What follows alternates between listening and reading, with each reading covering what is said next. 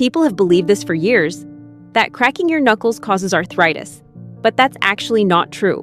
When you crack your knuckles, tiny gas bubbles inside your joint fluid rapidly collapse, creating that popping sound.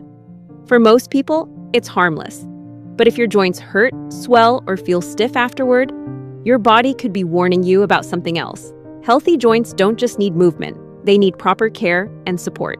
With MedGo2U, expert physiotherapy comes directly to your home. Comment "crack" and we'll guide you.